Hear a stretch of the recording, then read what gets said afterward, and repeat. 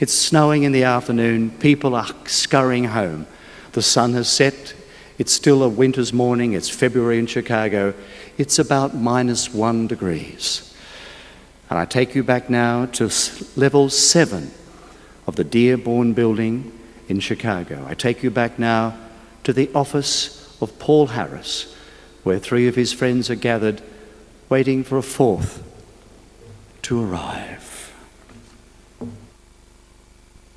Cake?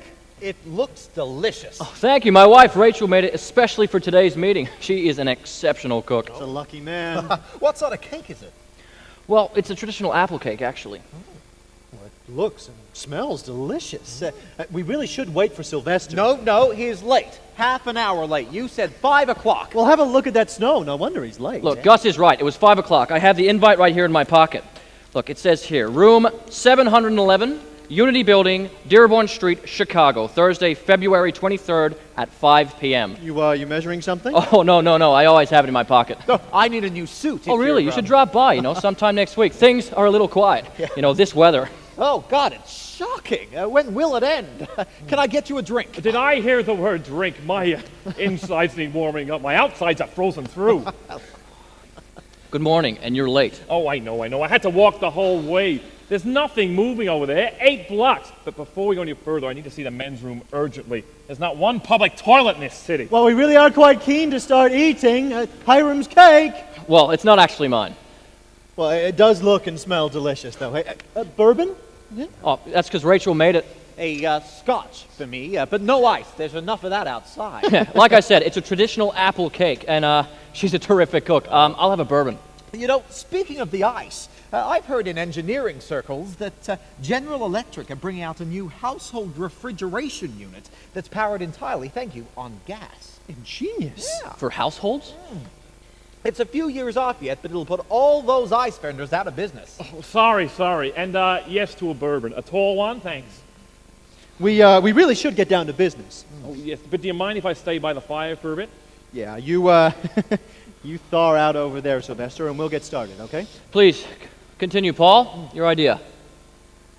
Thank you. If I may, I'm going to give you a little background that you may not be aware of.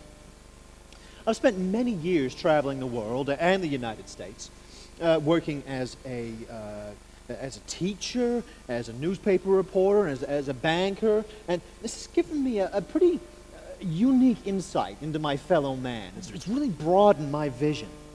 In 1896, I settled here in Chicago, as you know, to start practicing law. Oh, and we 3, I believe, are your clients. That's right, Yeah. Gus. So on to my idea. Sorry to interrupt, but this fire could really use some more coal. Well, you're the coal man. You should have bought a bucket. Well, I'll send you a ton over tomorrow. You'll need it with this weather settling in. I'd be much obliged, Sylvester, but if we can get back to the reason why we're here. Yeah, look, continue, Paul. Your idea. Thank you.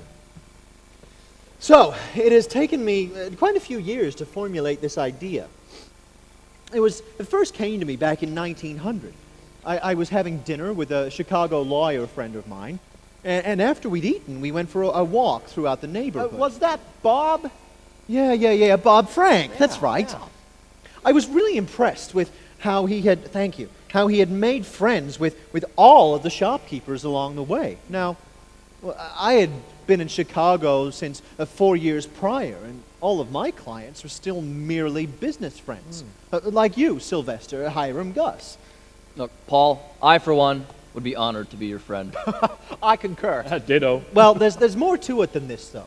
I am resolved to join or form a club. What sort of club? Well, there must be many young men in Chicago who've moved from farms and small villages to establish themselves in Chicago. Why not bring them together? Why not form a fellowship of businessmen of various occupations without any restrictions on politics or religion? I like this. A club in fellowship and friendship? Yeah, we develop acquaintances for the opportunity to serve. Sir? Yeah, well, as a group, we have the opportunity to serve the community. Needy causes. But there are many. Yes. Big projects, but small ones too. Okay.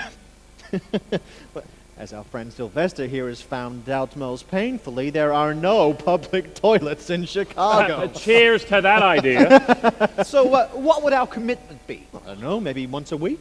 Well, we should nut out some guidelines. Oh, yes, that should be first on the agenda for next time. Yeah, should we say this time here next week? No, my place next time, then you all can walk the 8 blocks. And then mine after that. My wife, she'll make another cake. Oh, lovely. This cake does look delicious. When are we eating it? You can write me in for the following week. My friends, I am touched. What should we call ourselves? We need a name. FIB. What? Friends in Business. Not really appropriate. Fib? It was a joke. How about Stars and Stripes? That's a little parochial. This could go worldwide. Let's just start with Chicago. Let's just start with this cake. I'm starving!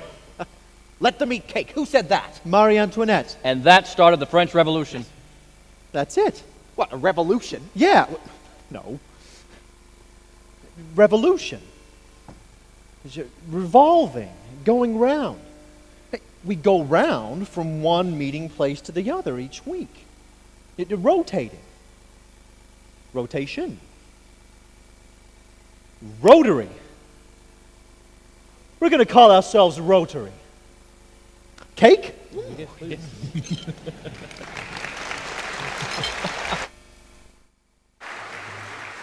There you go, ladies and gentlemen, the very first meeting of Rotary International, Chicago 1905. Please thank my fellow colleagues from Willoughby Theatre Company, Mr. Peter Meredith, Mr. Jeremy Curtin, Mr. Luke Davis, and Mr. Mike Curtin. And I'm grateful to my friend Carla Moore, who wrote that play especially for our conference today. Thank you, gentlemen, and thank you.